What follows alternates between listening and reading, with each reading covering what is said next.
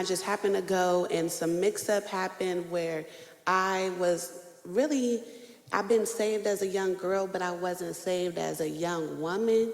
So I let my emotions, my behavior get erratic and get the best of me. And when some church members of that church that the program was being held at came and consoled me, they said, it's okay. It's okay that you're feeling this way. You're not the only one.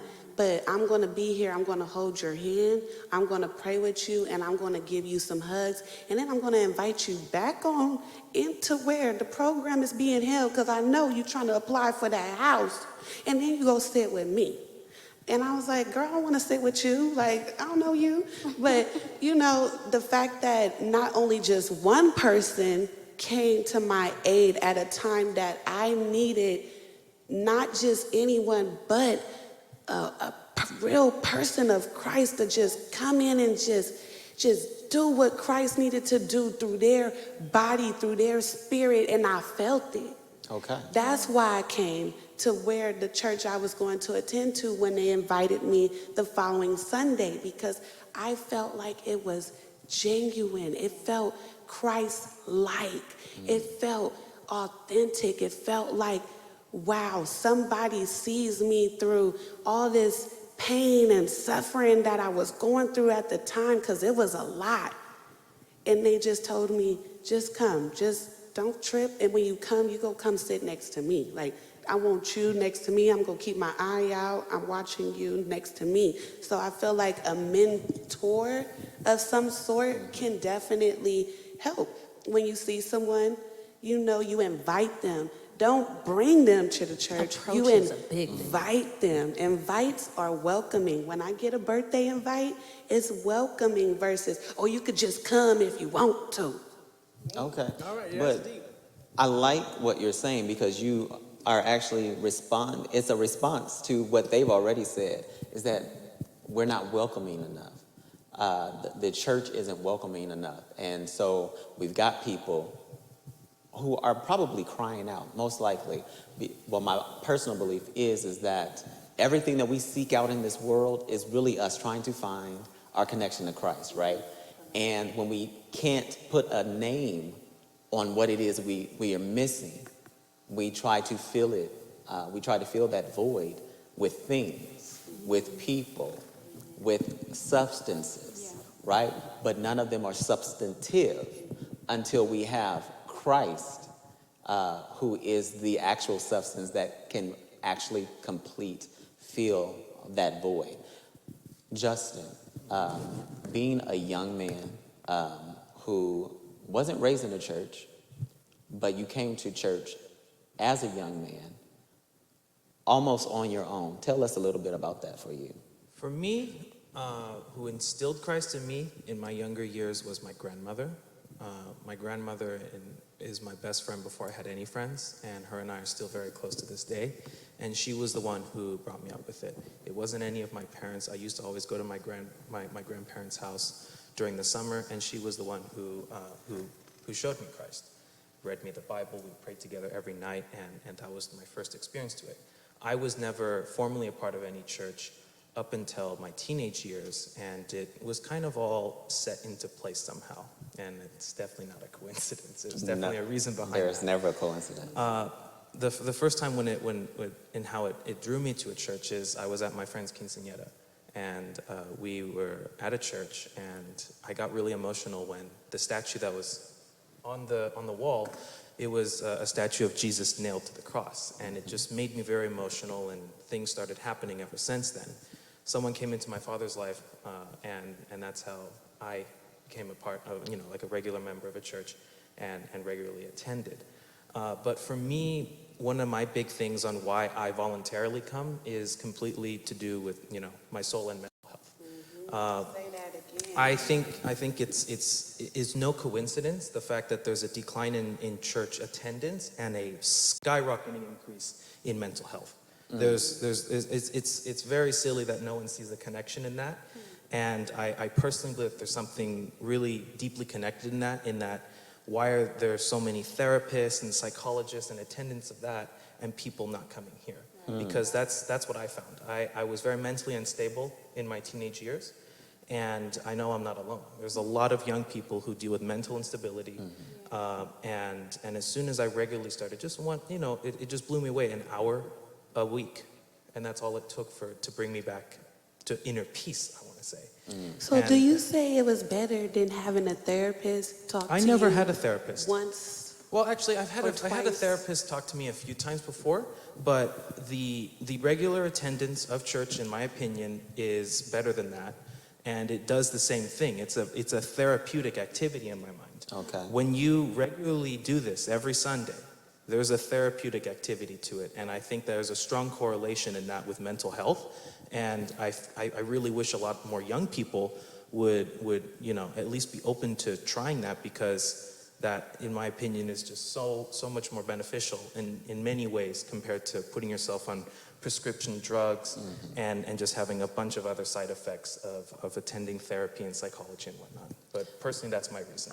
I love it because there are no side effects when you try Jesus. Or at least no Okay. negative ones.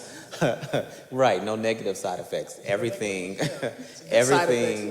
I mean, like I said, I've been a part of the church since I was a child, but it was actually by choice. I was brought a couple of times, but it was me who wanted to go every week. It was me who got on the phone and was like, please come pick me up, I want to go to church, because nobody in my house was going to church. Now, I love that you're saying that this is your therapy. For some people, they may not see that correlation.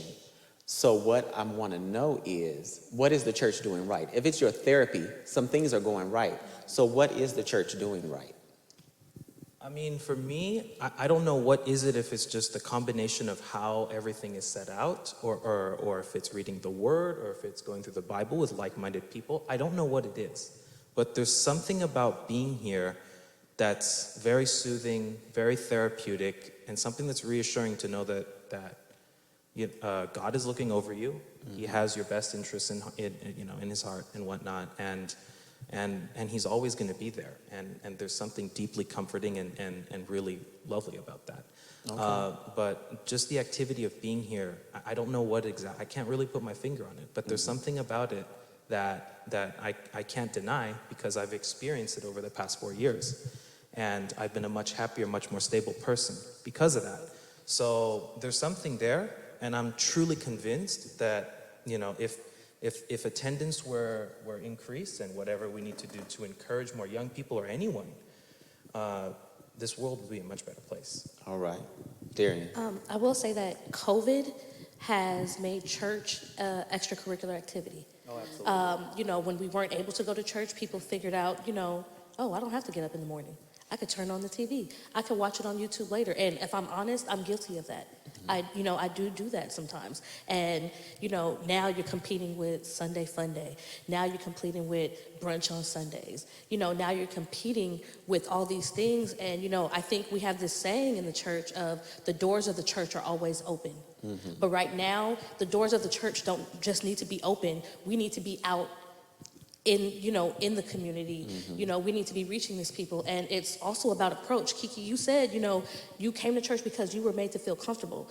I'm not sure if, necessarily walking up to people and saying, are you saved? Do you believe in God? Because what's the intention behind that? Are you trying to, just get people to come to church, or are you trying to get people to, really understand God? It may not be your time to start coming to church. You may have to start with talking to God. You may have to start with just a little prayer. And I think that goes back to meeting people where they're at. What is the expectation that we are setting for non-believers or people who don't know the church or have never been in church?